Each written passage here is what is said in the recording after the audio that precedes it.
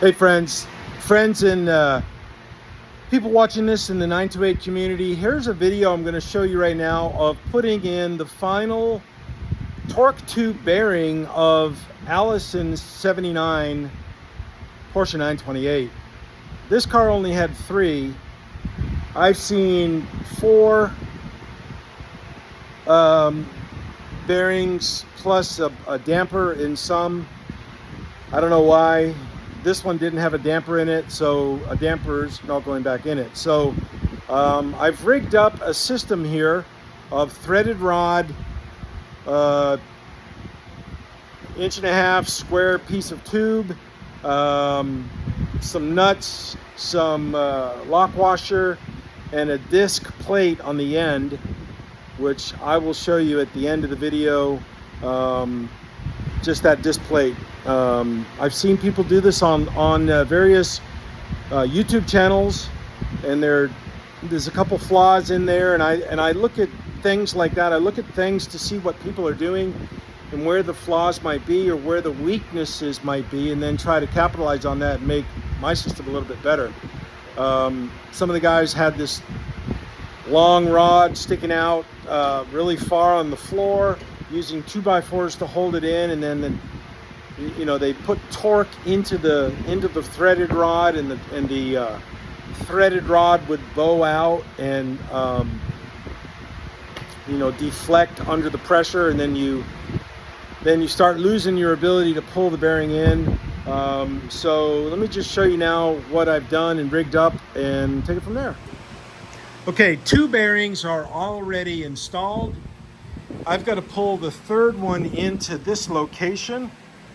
This is the rough outline where the bearing target is to reside in. This bearing's already in, and this bearing's already in. Orientation, this is the rear of the vehicle, the top. Transaxle goes here. This is the top of the torque tube. This is the front engine right here. So I got to pull in that one down there, pull it up here into the torque tube. Let me show you with a flashlight, if I can find one that works. This right here, this light's not that good. Let me get one that is good. Oh, what did I do with it? What did I do with that flashlight? Shiza, there it is. Okay. Better light. Okay, so you can see I made a plate out of 1/8 inch, no, it's 1/4 inch steel to pull on that bearing. A lot of people use PVC pipe, and that works, but it's going to break. It's not very strong. So I don't use it, and I'd recommend that you guys don't use it either. So here on the end of the threaded rod, put a washer on here, a nut, a lock washer, and then another nut. Made this really tight. I think I put some thread sealer in here, some thread lock, to keep these things from coming apart. They probably will not come apart. They haven't yet, but it's always good to take those kind of preventive measures. Up here on this end, I put this piece of square tubing in here, and I've got 2 washers right here and here to give it a little bit more slip, a little bit more, mechanically it's just better to have 2 washers there, because this nut right here is being held in place with this wrench. Now, when you come out here to the end, I also use 2 nuts with a lock washer in the middle. Brought this out here and used my DeWalt tool and really impacted that on. Okay, really made it on there very, very, very tightly. So what I'm going to do now is I'm going to set this camera up. Hopefully I can capture this. Put the impact wrench on here, okay, and I spin it to the left, and I'm holding the wrench right here. Always remembering to keep the shaft in line.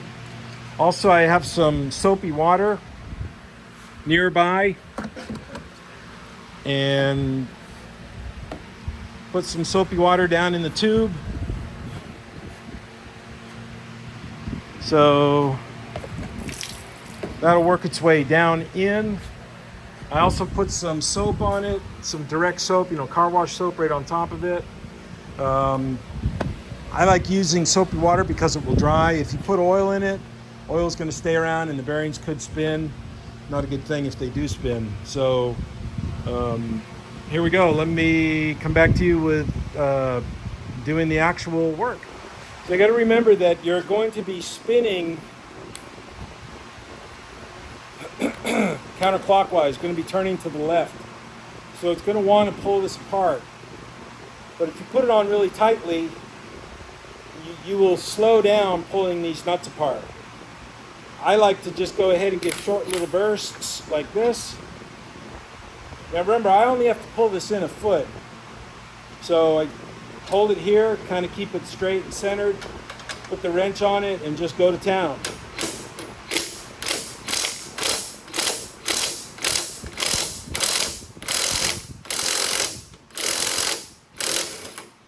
See, and that came off. So tighten it up.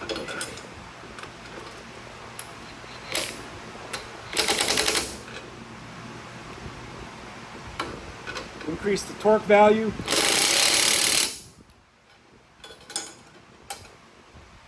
Go on over here and measure in. Now remember, I marked the torque tube on here so I don't pull it in too far. That only went in an inch. So I got a long ways to go.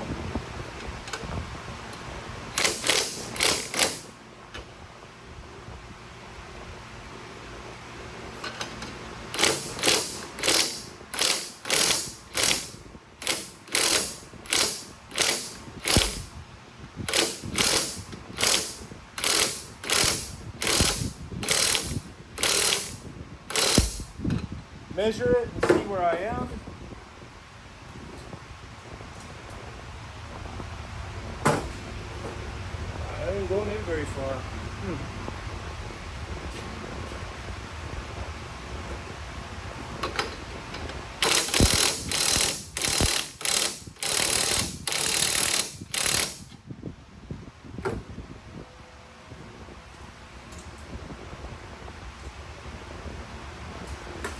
That's 4 inches.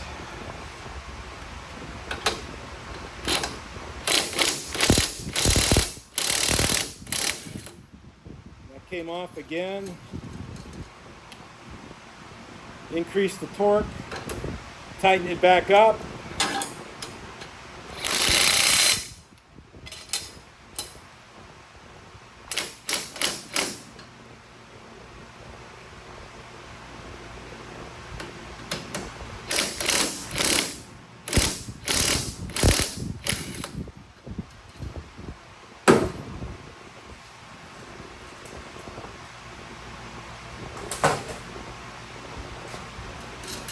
Still got a ways to go.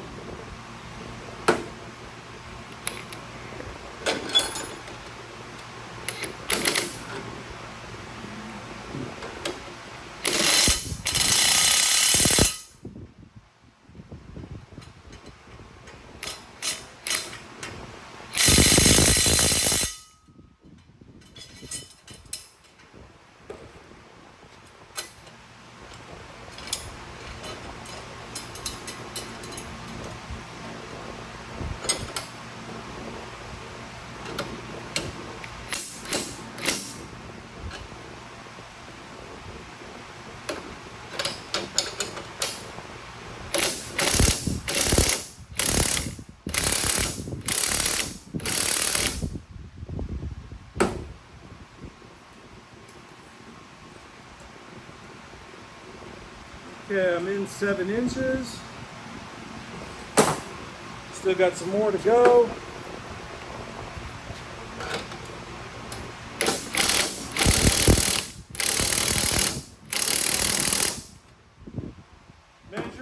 see where we are.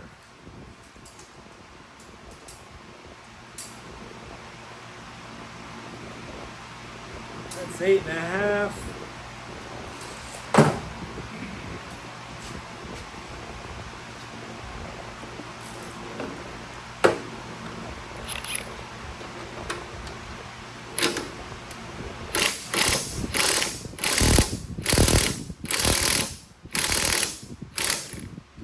And it came off again here.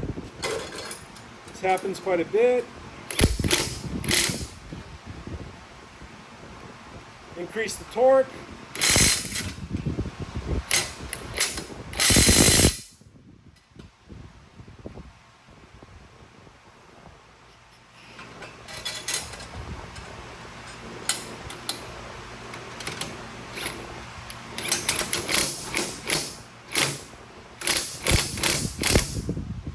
Measure it and see where we are.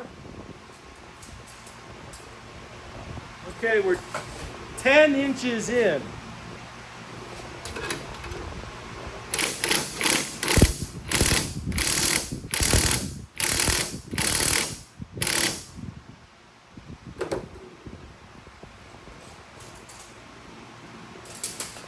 $11 inches in.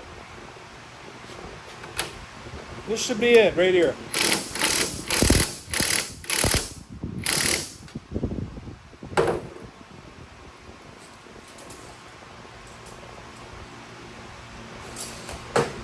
$11 and a half.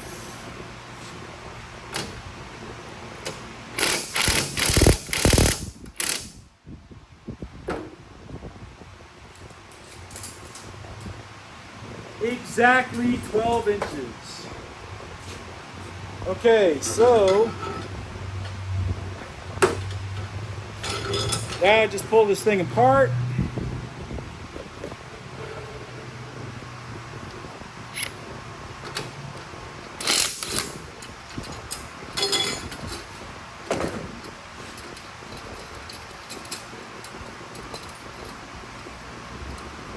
And I'll pull this out the other end and so y'all can see what it looks like when it's done.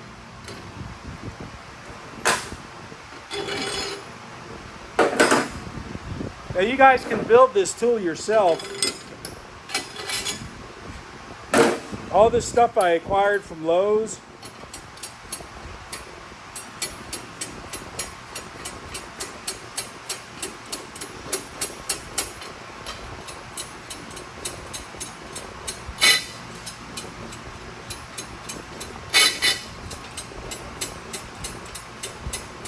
And this is it for a while for me on torque tubes. But I've got the tools standing by for the next time.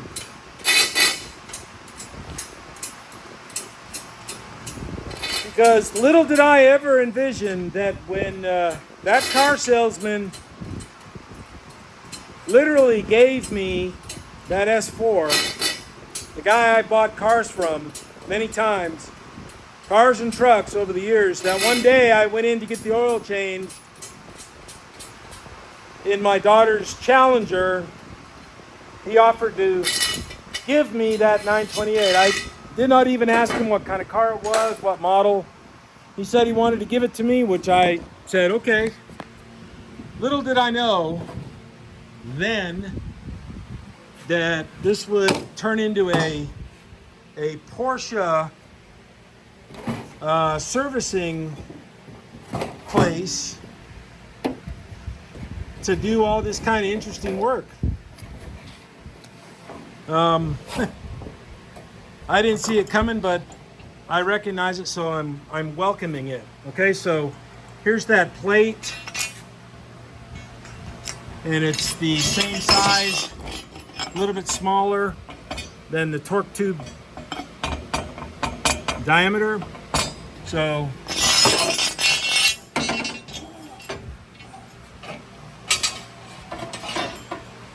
and put the tool back together again,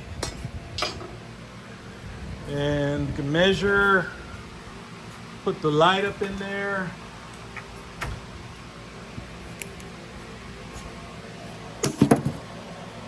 And there it is. There's that one. And that one. So now what I'll do is I'll put some sheet metal screws. I'm going to pre-drill the torque tube. Put 3 sheet metal screws, or maybe 2, maybe up here in the top part at 10 o'clock and 2 o'clock on each side. And that'll help keep the bearings from walking around on the inside of the torque tube. As we all know, that does happen. It does cause problems down the road. I don't believe Porsche did plan for such a scenario by keeping their bearings from moving. I think that since these are the bearings I acquired from Roger, I think that there's a different kind called Black Sea that are really wide, and probably a really wide one will put a big stop sign in front of any kind of bearing migrations. So there that is.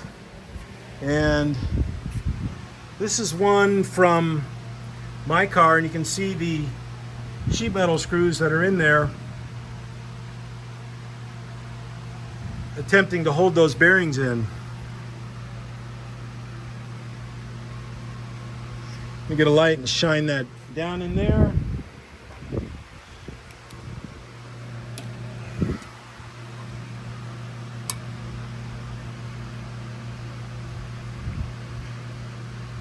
So this is a way to do that, and it's pretty quick, and you get a lot of satisfaction doing it yourself. See ya. Bye-bye.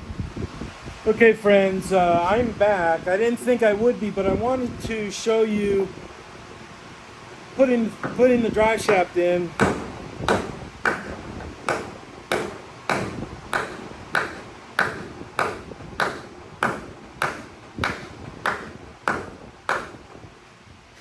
And a couple things to be alert to and maybe be cognizant of. Make sure that the drive shaft is lubricated.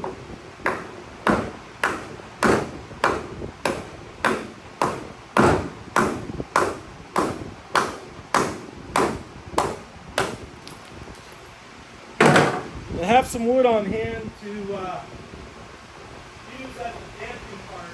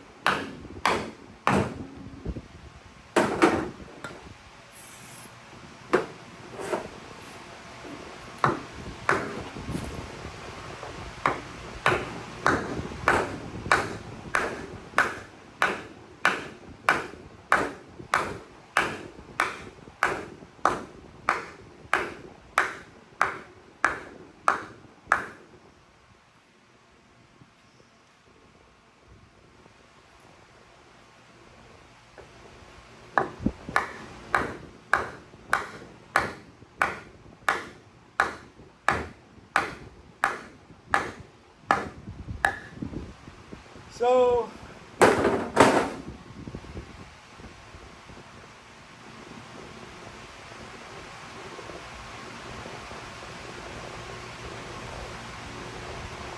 there's my light.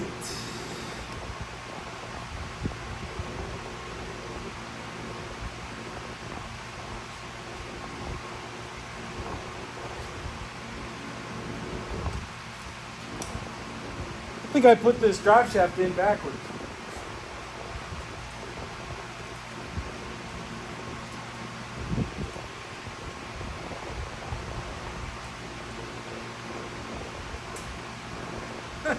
I did. What an idiot. Wow. Got caught it on camera doing dumb shit. Let me take it out and put it back in. Okay, so I did F this up. I put the drive shaft in wrong way. You know, I put it in the wrong way. This tapered end right here, from my memory and from the length of these knurls, goes against the engine. I put it in the other way around. And I knew not to do that, but I still did it anyways, like a dum-dum. So this end right here goes against the transaxle because that's 2 inches. Down here is 2.5. So the only way to do it is pull it all out, pull the bearings out, and then it made me question, like, are these cheap-ass bearings? You know, I'm not trying to be a poor workman who quarrels with his tools or even quarrels with his parts, but, however, comma space, 2 of these inner races came apart, and just pulling the drive shaft out. When I say races, I'm talking about the rubber seal right there. It came out. Didn't expose any bearings, but I wanted to get this back on. So I used Gorilla Glue to put that back on. And I'm hoping that it doesn't, I don't think it will gummy up too much. Gorilla Glue expands nicely when it's wet.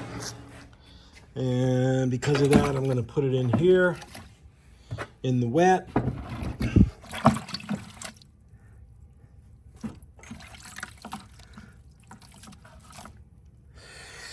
And leave it there till tomorrow.